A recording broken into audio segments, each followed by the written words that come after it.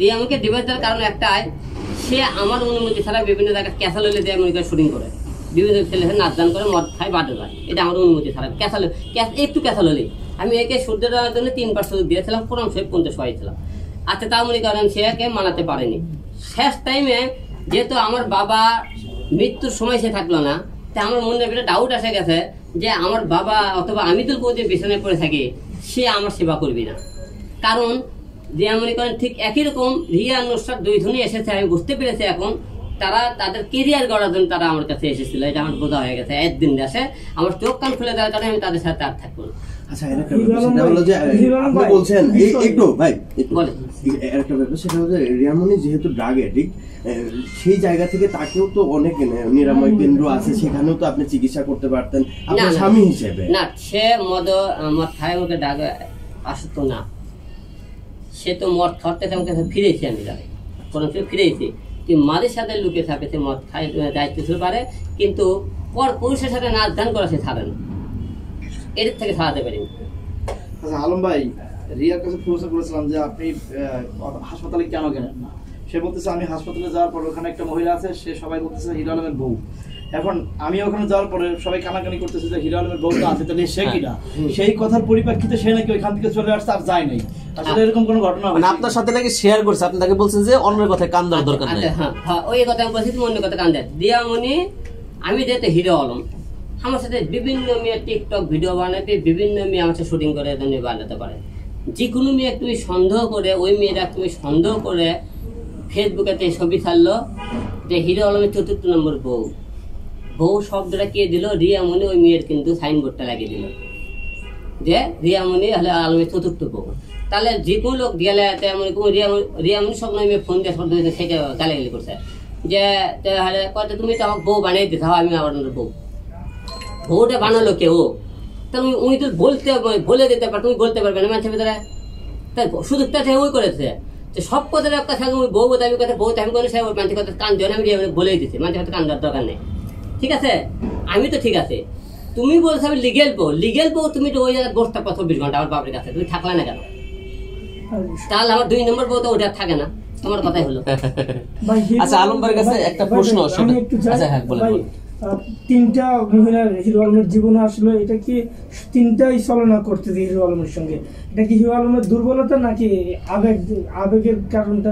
আমার এটা মনে করেন তারা দুর্বলতা শুধু বলে স্যার আবেগ তারা কাজ করাইছে। আমার প্রশ্ন হচ্ছে, হিরো আলমের লাইফে 3 জন মেয়ে আসলো, 3 জনই চলে গেল প্রতারণা করে, হিরো আলমের ঘাটতিটা আসলে কোথায়, কেন থাকে না? হিরো আলমের ঘাটতিটা হলে কি, হিরো আলমকে সে আমার বউ হোক আর যাই হোক, সে অন্যায় করলে আমি টাকার ব্যাংক নিই না, আমি ক্ষমা করি না। 1 বার 2 বার 3 বার ক্ষমা করি, 3য় ক্ষমা আমি পার হয়ে গেলে টাকা নিই না। আর 1বার কিন্তু আমরা তো ধরে দিতে পারবেন না।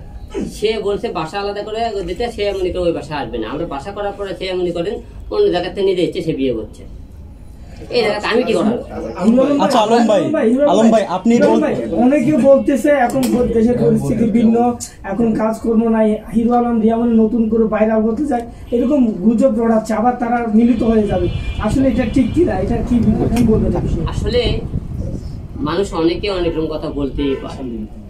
হিরো আলম কি ভাইরাল আসতে নতুন না? হিরো আলমকে আপনারা কেউ এর আগে ভাইরাল দেখেননি, যখন পুরো ভাইরাল হওয়া লাগবে? এটা সম্পূর্ণ দ্বারা বলে। অনেকে বলতে হিরো আলম ভিউ ব্যবসা করতেছে, আমি কি এটা ভিউ ব্যবসা করতে? আপনি দেখছেন আমার ফেসবুক পেজে বুঝে দেখেন তো, আমার একটা আইডিয়া আছে, আইডি তো কোনো মনে দিয়ে দিই, তাই ভিউ ব্যবসা কীভাবে করবো? যারা এসব কথা বলে ভিউ ব্যবসা করে, তারা কেমন করেন নিজের বাবাকে যারা এই সমস্ত কথা বলে, তাদের আর বিবেক বলে কোনো কথা নেই। বাবা মাকে কেউ ভিউ ব্যবসা করতে পারে না, মৃত্যু যাত্রী দিলে তাদের মনে এরকম হয়তো কোনো পরিবারে এরকম ঘটনা করা করতে থেকে এই কথা বলে তারা বলে হয়তো। আচ্ছা আলম ভাই, পরিবার পায়ে ধরে যদি ক্ষমা চায়, সে আবার গ্রহণ করার সম্ভাবনা আছে না? গ্রহণ করার কোনো সম্ভাবনা নাই, যেহেতু কোন সে অবমানে করেছে। আমার মা সে পাশে দেখা গেলেন, সে তাকে বাসায় উঠাবে না। ভাই রিয়ামণির সাথে আপনার 3 বছরের সম্পর্ক, আপনাদের কোনো সন্তান আছে কিনা? রিয়ামণিকে প্রশ্ন করা হলে সে বলছে হিরো আলমকে জিজ্ঞাসা করেন। আপনি একটু রিয়ামণির কোনো সন্তান মনে করেন আমার পক্ষে কোনো সন্তান নেই, তার আগের পক্ষের একটা মেয়ে আছে। আচ্ছা আলম ভাই একটা প্রশ্ন, সেটা হচ্ছে যে 3টা নারী তো আপনার জীবন থেকে চলে গেল এবং আমরা রিসেন্টলি দেখেছি আপনি ফেসবুকে স্ট্যাটাস দিয়েছেন আপনার সন্তানদের দেখাশোনা করার জন্য একজন লোক খুঁজছেন। এখন হিরো আলম কি চতুর্থ কোনো ব্যক্তিকে তার জীবনে জড়াবে কিনা, এবং যদি জড়াতে চায় সেই ক্ষেত্রে কোন বিষয়গুলো বিবেচনায় রাখবে? না, এখন এই মুহূর্তে আমার বিয়ে সাথে আর মনের ভিতর নাই, বিয়ে সাথে করতে চাই না। এখন আমার যেহেতু মনে করেন বাচ্চা আছে, আমি এদেরকে থাকতে চাই, আর ভবিষ্যতে আমার দেশের বাইরে সেটেল হওয়ার চিন্তা ভাবনা আছে। আচ্ছা আলম ভাই, আপনি পরপর 3 জন বউ আপনার থাকলো না, আসলে এই যে রিয়ামণি এবং নুসরাত, তারা কি আসলে আপনার কাছে টাকার জন্য এসেছিল নাকি ফেমাস হওয়ার জন্য এসেছিল? তারা আমাকে সাথে এসেছে ফেমাস হওয়ার জন্য। তারা যদি আমাকে ফেমাসই না হবে, আমি তো একজন ফেমাস ব্যক্তি, আমার সাথে তাদেরকে নাচ গান করার সাথে অন্য পর পুরুষের সাথে কেন তাদেরকে নাচ গান করার জন্য উঠে পড়া লাগে করতে হবে?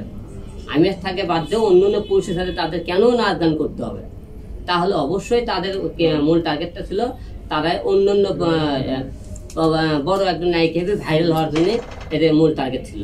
তো তাই জন্য হবে যে তারা স্বামীর আদেশ অমান্য করে ক্যাসাল হলে তারা মনে করেন অন্য কেন শুটিং করতে বলে।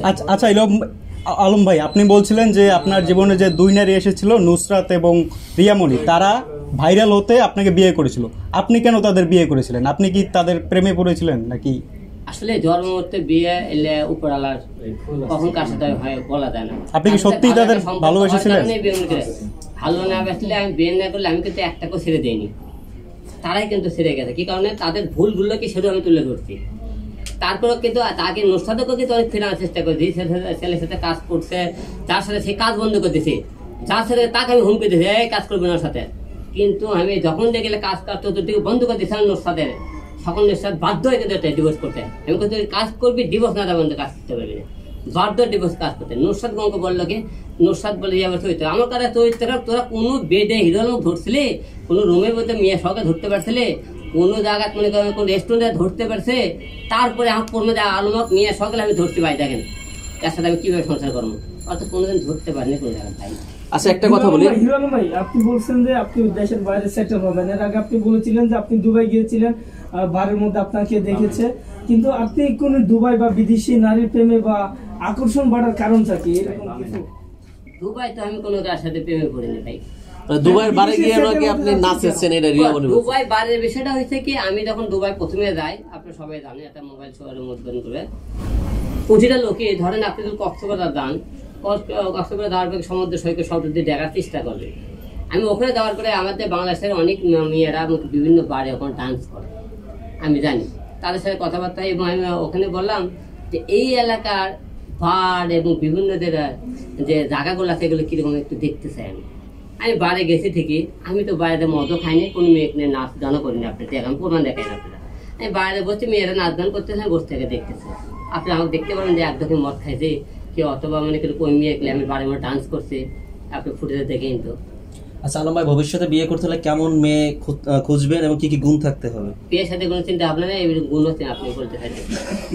আচ্ছা আমার একটা প্রশ্ন আছে, আমি শেষ করি।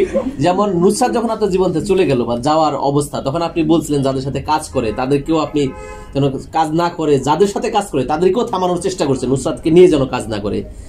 একই পর্যায়ে রিয়ামণি চলে গেছে এবং আমরা দেখছি রিয়ামণি এবং একই কাম করছে। রিয়ামণি যে ছেলের সাথে কাজ করছে তাকে আমি ফোন করে বলেও দিতে, তোকে যেন আসলে কোনোদিন ভিডিও করা না দেখি, হ্যাঁ, তা সত্ত্বেও ছেলেও শোনেনি, রিয়াও শোনেনি। আমার প্রশ্ন হচ্ছে, আপনার এই গন্ডগোলের মধ্যে রিয়ামণি এবং রিয়ামণি যে ছেলের সাথে কাজ করে ওদের পেজগুলো খুঁজে পাওয়া যাচ্ছে না, এর পিছনে কি আপনার কোনো হাত আছে কিনা?